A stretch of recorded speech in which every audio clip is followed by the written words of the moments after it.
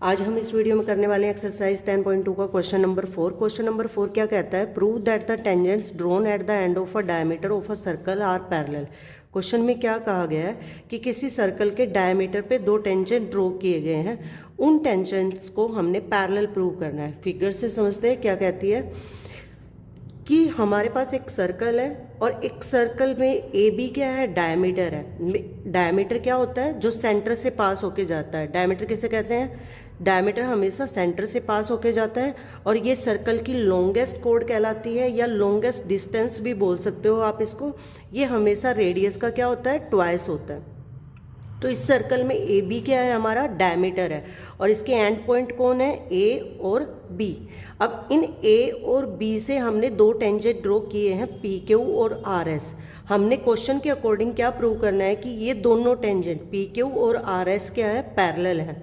अब इनको कैसे प्रूव करेंगे? सबसे पहले हम लिखेंगे given A B is a diameter of a circle and P Q and R S are tangents on a circle.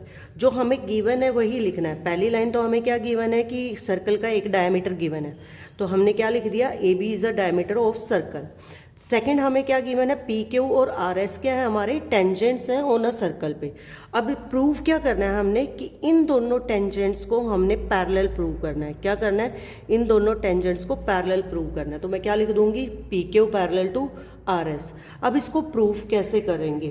Proof करने के लिए हमें फिगर पे आना होगा। फिगर क्या कहती है? फिगर में अब यहाँ पे देखो ओ बी क्या है हमारा, आर एस पे परपेंडिकुलर है। हम ये बोल सकते हैं, क्यों बोल सकते हैं? क्योंकि ओ बी क्या है, हमारी रेडियस, और रेडियस हमेशा क्या होती है, टेंजेंट के पॉइंट ऑफ कांटेक्ट पे परपेंडिकुलर। तो मीन्स ओ बी आर हमारा क्या होगा, एंगल 1, और ये किसके इक्वल होगा, 90 डिग्री। सिमिलरली हमारा ओ ए बी क्या है, सर्कल की रेडियस है, और ये भी क्या होगी, परपेंडिकुलर होगी टेंजेंट पे। अब इसको मैं क्या नाम दे देती हूँ, एंगल 2, और ये भी हमारा किसके इक्वल होगा, 90 डिग्री। किसके इक्वल होगा, 90 डिग्री। क्यों इक्वल होगा? क्योंकि परपेंडिकुलर रेडियस हमेशा टेंजेंट पे परपेंडिकुलर होती है। तो हम लिखेंगे कैसे इसको, O A perpendicular on P Q and O B perpendicular on R S. Reason में क्या लिखोगे? क्योंकि रेडियस जो होती है हमेशा क्या होती है, परपेंडिकुलर होती है टेंजेंट पे। रेडियस परपेंडिकुलर टू टेंजेंट्स,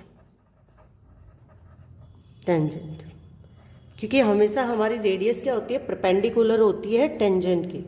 तो ये क्या, यहाँ से हमें क्या पता चल रहा है कि ओ बी आर, जिसको मैंने क्या एंगल दिया है, एंगल 1, और ओ ए क्यू, जिसको मैंने क्या नाम दिया, एंगल 2। तो यहाँ से हमें क्या पता चल रहा है कि एंगल 1 किसके इक्वल होगा, angle 2 equal to 90 degree. Angle 1 और 2 हमारा क्या होगा, 90 डिग्री होगा, क्योंकि रेडियस परपेंडिकुलर टू टेंजेंट।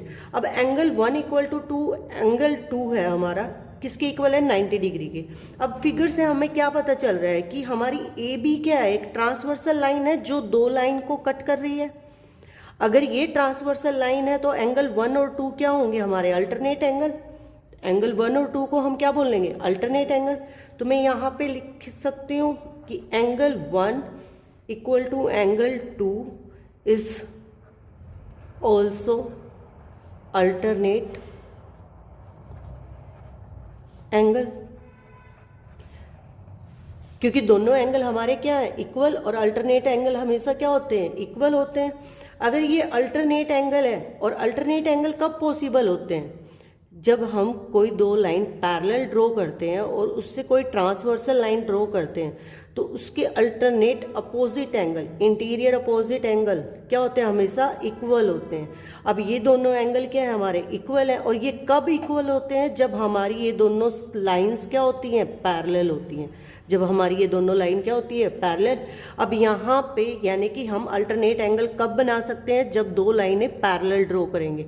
तो यहाँ पे 1 और 2 हमारे दोनों 90 डिग्री हैं और दोनों अल्टरनेट की प्रॉपर्टी को शो कर रहे हैं, तो हम बोल सकते हैं कि पी क्यू किसके पैरेलल होगा, आर एस के।